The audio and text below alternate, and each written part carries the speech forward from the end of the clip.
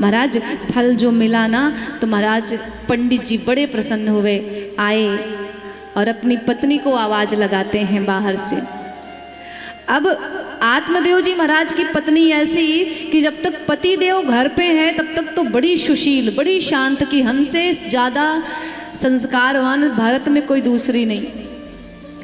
हाथ जोड़ के पति देव के सामने खड़ी रहती थी कि महाराज जो आप कहोगे वही मैं करूँगी। लेकिन जैसे ही पंडित जी घर छोड़ करके जाएं पूजा पाठ कराने, कमर कस के खड़ी हो जाए, और जब तक पड़ोसियों से 2 4 6 बार झगड़ा ना कर ले महाराज, उसके पेट का भोजन नहीं पचता। छीन छीन के झगड़ा करने वाली पत्नी। अब धुंधली मैया ने देखा कि मेरे पति देव के आने का समय हो रहा है। एक सीधी साधी भोली भाली बन के खड़ी हो गई। अब महाराज आए, बाहर से आवाज़ लगाते हैं, धुंधली, अरे ओ धुंधली जरा बाहर तो निकल। दौड़ के आई धुंधली मैया। क्या हो गया? महाराज ने कहा कि ये ले, बड़े दिव्य महात्मा ने फल दिया है। मैया ने कहा, चिल्ला तो वैसे रहे थे, लगता था कि 9 लखा हार लेके आए हो देने के लिए, और झोले से फल निकाल के देते हो।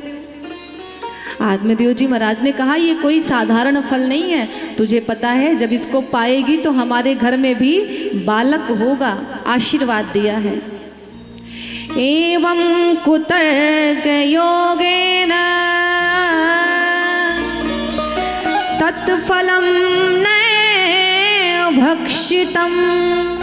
बड़ी कुतर्क करती थी, फल को ले लिया और कहती है, बुद्धि तो ठीक है, भला आज तक कोई फल खाने से गर्भवती हुई है क्या?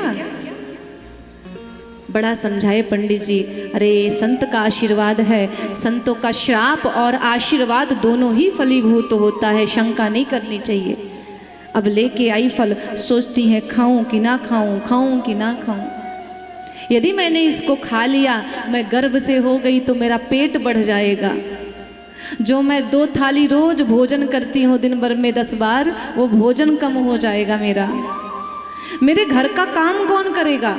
अच्छा, माताओं को सबसे ज़्यादा भय इसी का होता है, इसलिए वो कहीं आती जाती भी नहीं कि मैं चली गई तो मेरे घर का चूल्हा चौका कौन करेगा। धुंधली भी कहती है कि जो मैं गर्भ से हो गई, मेरा उदर बढ़ जाएगा, जो मेरा पेट बढ़ जाएगा तो मेरे घर का काम कौन करेगा। और महाराज, कहीं अगर मेरे घर में चोर डाकुओं ने हमला कर दिया तो मेरा पेट बढ़ा रहेगा, तो मैं भागूंगी कैसे? मैं तो बेमौत मारी जाऊंगी। फिर भी मन में हुआ चलो खा ही लेते हैं। तभी दिमाग में आया, यदि मेरे घर में आग लग गई तो मैं कैसे भागूंगी? मैं तो जल मरूंगी उसी में। फल को रख देती है, विचार करती है खाऊं कि ना खाऊं, खाऊं कि ना खाऊं। तभी धुंधली की पड़ोसन आई और कहा, बहन सबको तो तू टेंशन देती है, तुझे आज किसने टेंशन दे दी? क्या हो गया? कहती है, अरे पंडित जी का दिमाग खराब हो गया है, ये फल लेके आए हैं, कहते हैं खाएगी तो बच्चा होगा। अब तू बता, कहीं फल खाने से बालक होता है क्या? अच्छा, कहते हैं कि बड़े सिद्ध महात्मा ने दिया। तो पड़ोसन कहती है, बहन खा ले, लोग तुझको ताने देते हैं कि तू बांझ है, खा लेगी तो कम से कम ये बांझ का कलंक तो दूर हो जाएगा।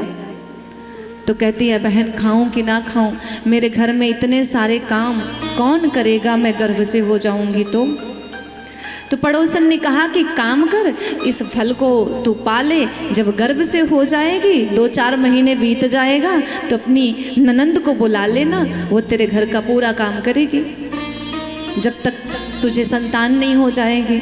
अब तो धुंधली उठ के खड़ी हो गई, फल को फेंक कर कहती है, अरे उसका नाम मत लेना, महाचोटी है वो, जितनी बार आती है मेरे घर का 2-4 सामान गायब ही मुझे मिलता है। मैं उसके भरोसे अपना घर नहीं छोड़ सकती, वो उसको तो नहीं बुलाऊंगी। तो तू जा, तू मेरी चिंता और बढ़ा रही है। अब धुंधली की बहन आई, छोटी बहन, जैसे धुंधली वैसी उसकी बहन, वो तो उससे भी 10 हाथ आगे आ करके कहती है कि क्या बात है, इतनी चिंता में क्यों? तो धुंधली ने कहा कि भाई तेरे जीजा जी की मानसिक स्थिति ठीक नहीं है। क्यों? फल लेके आए हैं, कहते हैं खाएगी तो बच्चा होगा। जैसे ही धुंधली की बहन ने ये सुना तो उसे चिंता हो गई कि अगर इसको बच्चा हो गया तो इसकी सारी धन संपत्ति तो इसका बालक ले जाएगा, और मैं तो कब से घात लगा के बैठी कि इसको जीवन में कभी संतान ही ना हो, तो इसकी जितनी धन संपत्ति है सब मेरी हो जाएगी। तो उसने कहा कि बात तो ठीक कहती हो, उनकी मानसिक स्थिति सही नहीं है। एक काम करो, आप जाके जीजा जी से झूठ बोल दो कि आपने फल खा लिया। अच्छा, तो कल को बालक नहीं होगा तो? बोली उसकी चिंता मत करो, संयोग से मैं भी गर्भवती हूँ अभी, और मैं आपको वचन देती हूँ कि जब मुझे कोई भी संतान होगी तो मैं उस संतान को चुपके से ला करके तुम्हें दे दूँगी। और पतिदेव से बोल दो कि आपने फल पा लिया है, आपको फायदा कर गया, आप गर्भ से हो। लेकिन तुम्हारे जो जीजा जी हैं ना, वो थोड़ा लालची स्वभाव के हैं, थोड़ा माल पानी दे दोगी तो वो मान जाएंगे, और मैं बालक का आपको अपना दे दूंगी। धुंधली ने कहा ये बात बढ़िया कही तूने।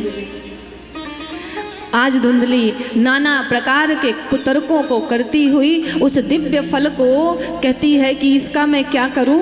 तो आज धुंधली की बहन कहती है कि इसको ले जा कर के घर में जो गैया बंधी है ना, उसे खिला दो, फल की परीक्षा भी हो जाएगी और तुम फल खाने से बच जाओगी।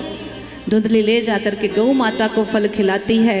कुछ समय बीता, धुंधली की छोटी बहन ने एक पुत्र को जन्म दिया, और इधर धुंधली महाराज से कहती है महाराज मैंने फल पा लिया, मुझे बड़ा फायदा हो रहा है। कुछ समय के बाद धुंधली ने पेट में मटका बांधना शुरू कर दिया ताकि लगे कि गर्भवती है।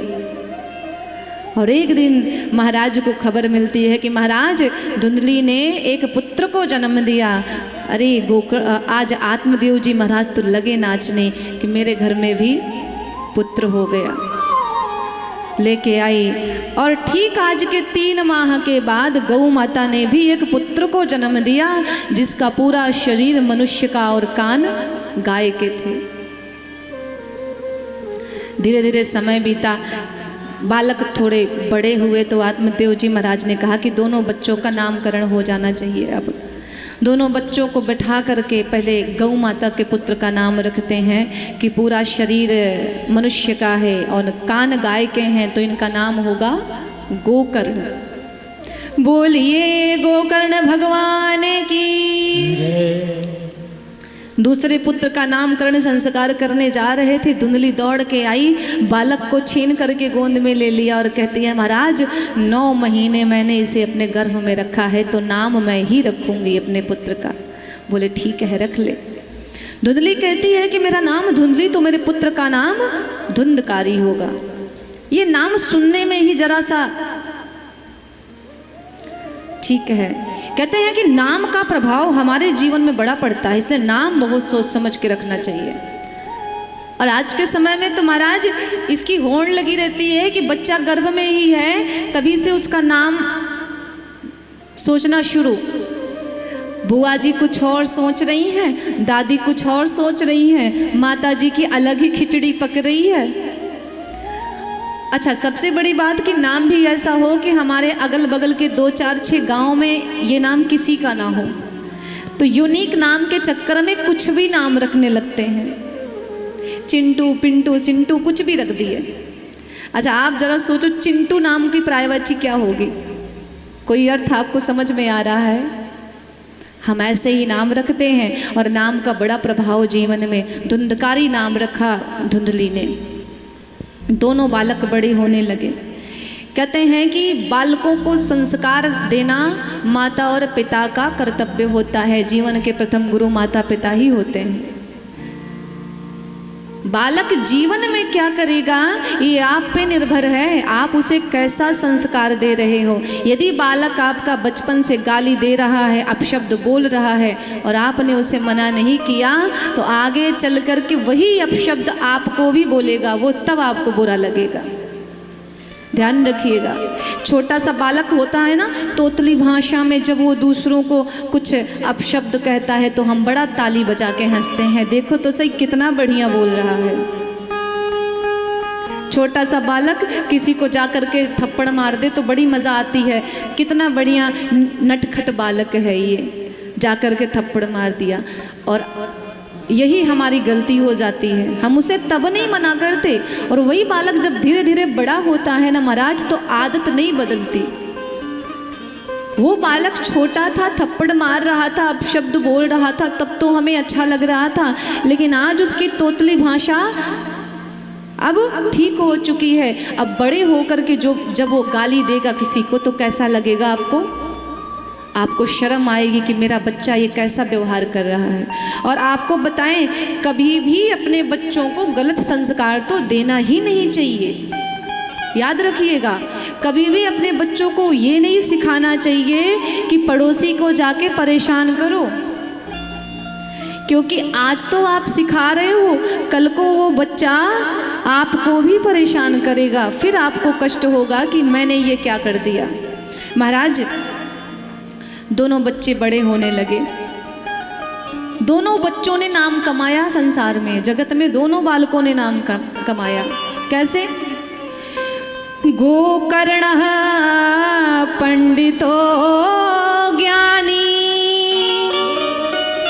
धुंधकारी महाखलः।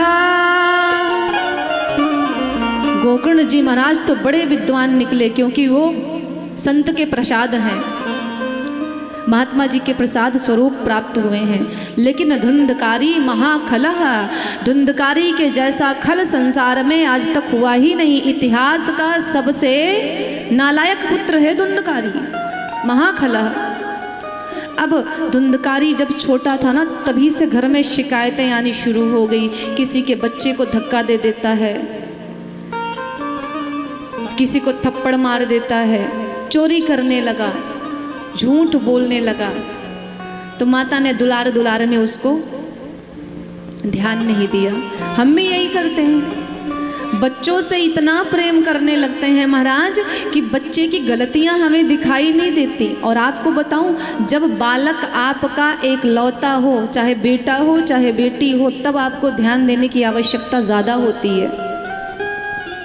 एक ही बेटा है तो कहते हैं अरे जो है सब इसी का ही तो है, मेरा अकेला बेटा है, एक ही तो है, मैं इसे क्यों मारूं पीटूं, मैं इसे क्यों कुछ कहूं। तो आप प्रेम करो बच्चों से, लेकिन अंधा प्रेम अपने बच्चों से मत करो।